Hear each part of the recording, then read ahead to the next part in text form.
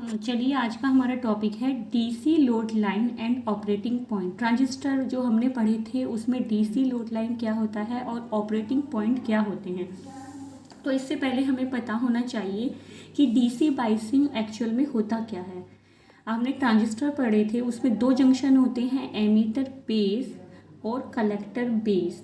तो जब correct magnitude और पोलैरिटी का वोल्टेज हम इन दोनों जंक्शन पर अप्लाई करते हैं, इसे ही हम क्या कहते हैं, डीसी बाइसिंग कहते हैं। ठीक है।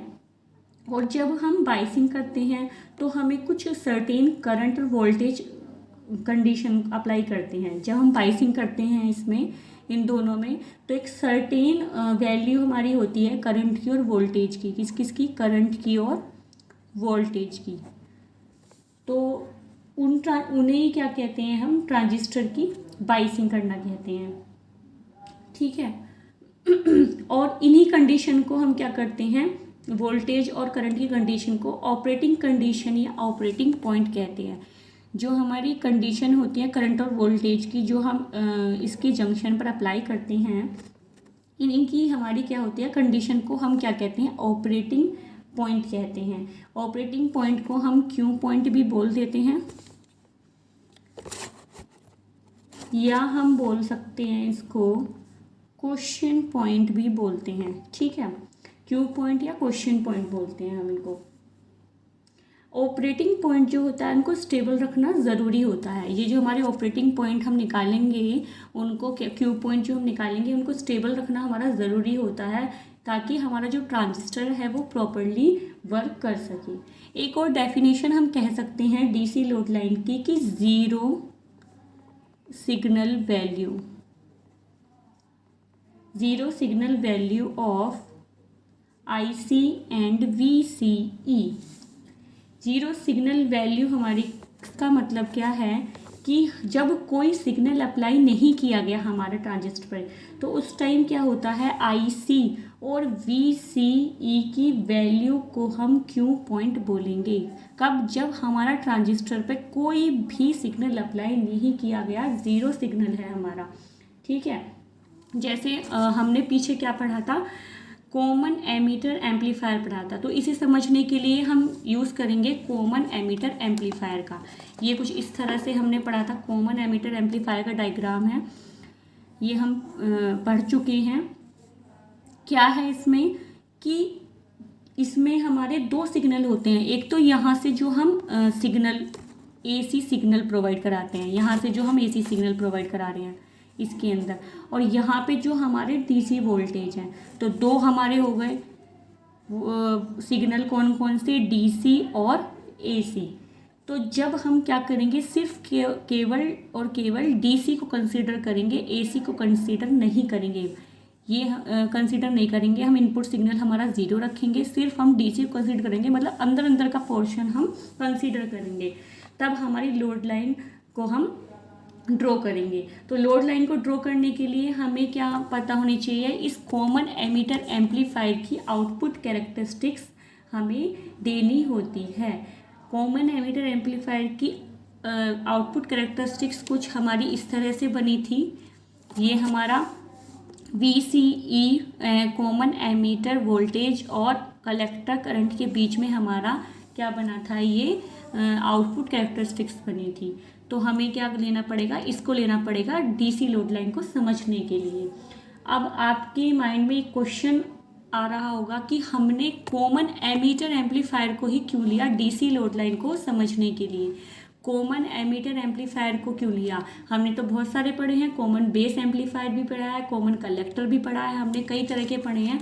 हमने लिया है लेकिन कॉमन एमीटर, वो हमने क्यों लिया है, क्योंकि हम जो DC लोड लाइन निकालते हैं वो हम निकालते हैं IC और VCE के बीच में, और IC और VCE के बीच हमारी ये कंडीशन जो मिलती है वो केवल कॉमन एमीटर एम्पलीफायर में ही मिलती है। देखिए यहाँ पे अगर कॉमन बेस लेंगे तो यहाँ पे हमारा ये VCE नहीं मिलेगा, कॉमन कलेक्टर लेंगे तब भी हमारे यहाँ पे VCE नहीं मिलेगा। तो ये कंडीशन जो हमारी मिलती है केवल कॉमन एमीटर में मिलती है, इसीलिए हम इसको कंसिडर करते हैं। ठीक है। तो देखिए, जब हम इसमें कोई इनपुट सोर्स अप्लाई नहीं करा रहे हैं, इनपुट सिग्नल हम नहीं दे रहे हैं, ज़ीरो इनपुट सिग्नल है, तो हमारा क्या है, ट्रांजिस्टर उस टाइम क्या कर रहा है, वर्क नहीं कर रहा है, ये बिल्कुल वर्क नहीं कर रहा है। तो इसी आउटपुट कैरेक्टरिस्टिक्स देखते हैं, कुछ इस तरह से हमारी निकल के आती है। ये देखिए, इसमें देखिए क्या हो रहा था हमारा, इसके आउटपुट कैरेक्टरिस्टिक्स में क्या होता है कि एक टाइम पर हमारा करंट इंक्रीज होना स्टार्ट करता है। ये हमारी करंट की लाइन है, तो हमारा करंट क्या है, इंक्रीज होना स्टार्ट कर रहा है। लेकिन ये क्या होता है, थोड़ा सा ही इंक्रीज होता है, इसमें जो चेंजेस आते हैं आगे वो माइनस चेंजेस आते हैं, ठीक है, बहुत ही कम चेंज आते हैं हमारे बेस करंट के अंदर। ये जो हमारा करंट आएगा यहाँ पे, कलेक्टर करंट, सॉरी, उसमें माइनर नहीं, यहाँ पे कलेक्टर करंट होता है और यहाँ हम लेते हैं बेस करंट जो हम पीछे पढ़ा था।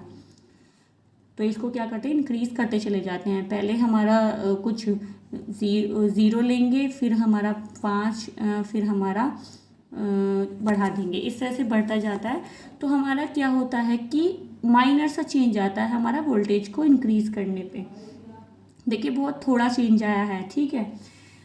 तो हम क्या करते हैं, उसी को नोट कर लेते हैं। इसके बाद हमारा बेस करंट क्या हो जाता है, एक टाइम पे आके सैचुरेट हो जाता है, सीधा हो जाता है।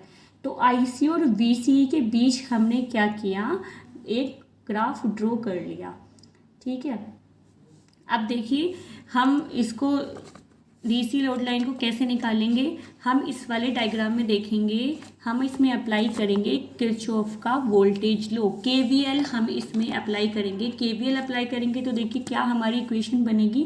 केवीएल आप सब लोग पढ़ चुके हैं, तो ऐसी कोई मुझे बताने की ज़रूरत नहीं है। केवीएल अप्लाई करेंगे हम इस कंडीशन में, तो हमारा क्या होगा, VCE बराबर होगा VCC माइनस ICRC, ठीक है।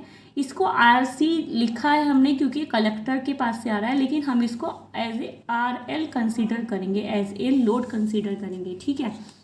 तो यहाँ देखिए, by using KVL Kirchhoff voltage law, तो क्या इक्वेशन बनी हमारी, VCE बराबर VCC माइनस ICRL। ये देखिए एक बार और देख लीजिए, VCE बराबर VCC माइनस ICRL, ठीक है। तो ये हमारी इक्वेशन बनी। इस इक्वेशन से हमें क्या निकालना है, करंट निकालना है। करंट निकालने के लिए क्या करेंगे, हम इस RL को इनके डिवाइडेशन में ले जाएंगे। तो VCE upon RL, VCC upon RL minus IC। हमें करंट निकालना है, तो इसको क्या करेंगे, इक्वल के इधर ले आएंगे। तो क्या बनेगी हमारी इक्वेशन, कुछ ये बनेगी, IC equals to VCC upon RL minus VCE upon RL। देखिए इसको इधर ले आए और इसको इधर ले आए, ठीक है। तो हमारी करंट की इक्वेशन कुछ इस तरह से निकल के आई। तो ये इक्वेशन कुछ ऐसी हो गई है जैसे जैसे हमारी कुछ स्ट्रेट लाइन की इक्वेशन होती है। हम स्ट्रेट लाइन की इक्वेशन मैथ में पढ़ी है, y equal to mx plus c, ये हम पढ़े हैं। ये स्ट्रेट लाइन की इक्वेशन होती है, ये कुछ इस तरह से है। तो इसको y मान लेंगे, इसको mx और इसको c मान लेंगे। तो इसमें स्ट्रेट लाइन में हमारा क्या होता है, स्लोप आता है। स्लोप किसे कहते हैं, ये चीज़ जो होती है हमारी वो होती है स्लोप। तो इसमें ये चीज़ ये है, तो इसमें स्लोप क्या होगा हमारा, VCC अपॉन RL, ये हमारा होगा स्लोप। अब देखिए DC लोड लाइन निकालने के लिए, टू ऑब्टेन लोड लाइन,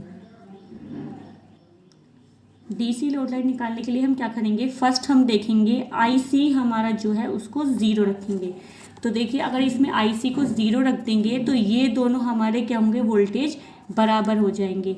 मतलब हमारा क्या मिलेगा, VCC अपॉन RL, इसको माइनस से इधर ले आएंगे, ये तो हमारा क्या हो गया, 0 कंसीडर कर लिया हमने, और इसको इधर ले आएंगे तो ये हमारा इक्वल में आ जाएगा VCE अपॉन RL। RL से RL कैंसिल आउट हो जाएगा, तो VCC बराबर VCE के हो गया। तो इस टाइम हमें ए पॉइंट मिलेगा कि इस टाइम पे करंट की वैल्यू हमारी 0 है। ये वाला जो हमने DC लोड लाइन हमने पहले से ही ड्रॉ किया हुआ है, ये मान लीजिए ये वाला पॉइंट हमारा ए मिला है, हमने कब मिला है, जब हमारा वोल्टेज क्या है, देखिए ज़ीरो है, ये ज़ीरो की लाइन पर है, ज़ीरो है, जब हमारा करंट हमारा ज़ीरो है और वोल्टेज हमारा इतना है, ठीक है। इस टाइम पे करंट की लाइन ये है ना, तो ये हमारी कुछ भी नहीं मिल रही, ज़ीरो पे है बिल्कुल, हमारा वोल्टेज इतना बड़ा है। तो हमने यही निकाला है कि वोल्टेज तो हमारा बराबर है, लेकिन हमारा करंट क्या है, ज़ीरो है। तो हमें इस टाइम पे ए पॉइंट मिल गया डीसी लोड लाइन का। सेकंड कंडीशन हम रखते हैं कि V C E equals to zero. अब हम वोल्टेज को ज़ीरो रखते हैं, तो जब वोल्टेज को ज़ीरो रखेंगे, ये देखिए वी सी ई को जब ज़ीरो रखेंगे तो ये पूरा पोर्शन हमारा क्या हो जाएगा, ज़ीरो हो जाएगा। तो हमारे पास क्या मिलेगा, I C equals to V C C upon R L. हमें मिलेगा पॉइंट बी, ये हमारी है पॉइंट बी की वैल्यू। करंट की वैल्यू है इस टाइम और वोल्टेज इस टाइम नहीं है। ऊपर क्या निकाला था, हमारे करंट की वैल्यू ज़ीरो थी, वोल्टेज मिल रहा था, और इस टाइम पे वोल्टेज की वैल्यू ज़ीरो है और हमें करंट मिल रहा है। तो हमारी क्या होगी, करंट की लाइन पर एक और पॉइंट मिलेगा हमारा, ये जो हमने कंसिडर किया है बी। अब ये क्या हुए, हमें ए पॉइंट वोल्टेज की वैल्यू मिल गई, ए पॉइंट वोल्टेज की हमारी ये जो वैल्यू आई थी वो आई थी वी सी सी, और करंट हमारा इस टाइम ज़ीरो है, और यहाँ पे हमारा करंट आया है V C C upon R L, और वोल्टेज हमारा क्या है, ज़ीरो है। तो ये दो पॉइंट हमें मिल गए, ए और बी। अब हम इन दोनों पॉइंट को क्या करेंगे, ए और बी को कंबाइन करेंगे, तो हमें क्या मिलेगी, देखिए इस दोनों पॉइंट को हमने कंबाइन किया तो हमें ये मिल गई एक लाइन ड्रॉ कर ली हमने, इसी को हम बोलते हैं डीसी लोड लाइन, ठीक है, इसी को डीसी लोड लाइन बोलते हैं। इसके बाद कंसेप्ट आता है हमारा क्यू पॉइंट का, जो हमने देखो हमने बताया था, दो चीज़ हम पढ़ेंगे। डीसी लोड लाइन हमने ड्रॉ कर ली, अब हमारा कंसेप्ट आता है क्यू पॉइंट का, जिसको हम ऑपरेटिंग पॉइंट भी बोलते हैं, क्वेश्चन पॉइंट भी बोलते हैं, या एक चीज़ और बोलते हैं, ये है हमारी 22 पॉइंट। इन तीनों में से कोई सा भी नाम ले सकते हैं हम इसका। तो इसकी बात आती है हमारी पॉइंट है, तो मतलब कोई लाइन तो हो गई नहीं, कोई पॉइंट होगा हमारा। तो ये जो लाइन हमने लोड लाइन ड्रॉ की है, इसका जो मिड पॉइंट होता है उसे ही हम कहते हैं क्यू पॉइंट। ये हमने लाइन ड्रॉ की, मिड पॉइंट आया हमारा इसका, जिस पे हमारी इस वाली आई बी की लाइन को काट रही है लाइन, तो हमारा ये वाला पॉइंट जो है, ये यहाँ से यहाँ तक, ये हमारा हो गया क्यू पॉइंट। अब हमें इसे क्यों मेंटेन कर रहा है, हमें इसे क्यों ले रहे हैं, क्यों मेंशन कर रहे हैं क्यू पॉइंट को, देखिए जब इनपुट में हमने इनपुट सिग्नल अप्लाई करेंगे, जब इनपुट पर हम इनपुट सिग्नल अप्लाई करेंगे, तो जो हमारी वेरिएशन आएगा ट्रांजिस्टर में, हमारा जो ट्रांजिस्टर में वेरिएशन आएगा कलेक्टर करंट और कलेक्टर एमिटर वोल्टेज में, तो हमारा उसमें क्या होगा, यह क्यू पॉइंट जो आया है वो वेरिएशन इसी के आसपास आएगा। भाई जब इनपुट सिग्नल देंगे तो ट्रांजिस्टर ऑन होगा, ट्रांजिस्टर ऑन होगा तो उससे करंट और वोल्टेज में कुछ ना कुछ वेरिएशन ज़रूर आएंगे। तो जो वेरिएशन आते हैं वो हमारे इस पॉइंट पर ही आते हैं, तो हम इसे इसलिए मेंशन करते हैं, ठीक है। अब माइंड में आएगा कि इसका नाम क्यों पॉइंट ही मतलब क्वेश्चन पॉइंट ही क्यों रखा है इसका नाम। तो जब हम कोई इनपुट नहीं देते, हम ये डीसी लोड लाइन कब निकालते हैं, जब हम कोई इनपुट नहीं दे रहे हैं, हमारा कोई इनपुट सिग्नल नहीं आया। मैंने बताया ना कि देखिए ज़ीरो सिग्नल वैल्यू पे हम डीसी लोड लाइन निकालते हैं। तो जब कोई इनपुट सिग्नल नहीं दे रहे हम, तो मतलब हमारा ट्रांजिस्टर भी क्या है, शांत है, बिल्कुल वर्क नहीं कर रहा है, क्विट है एकदम। तो इसीलिए हम इसको बोलते हैं क्वेश्चन पॉइंट, ठीक है। अब देखिए ये तो हमारी बात हो गई डीसी लोड लाइन और क्यू पॉइंट की। उसके बाद हमारा क्या होता है, ये जो हमारा ग्राफ बन के आता है डीसी लोड लाइन का और क्यू पॉइंट का, इसमें हमारे ये तीन पार्ट में डिवाइड हो जाता है, जो हम पहले भी पढ़ चुके हैं। किस किस में, एक तो हमारा होता है पार्ट एक्टिव रीजन, एक होता है हमारा कट ऑफ रीजन, और एक होता है हमारा saturation region.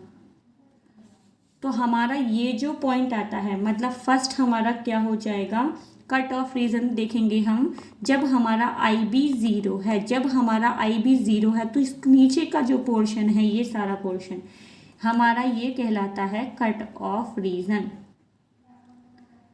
Cut off region में क्या होता है, हमारे जो दोनों जंक्शन होते हैं, ये कंडीशन हम पढ़ चुके हैं। कट ऑफ रीजन में हमारे क्या होते हैं, बोथ जंक्शन ट्रांजिस्टर के क्या होते हैं, रिवर्स बाइस होते हैं।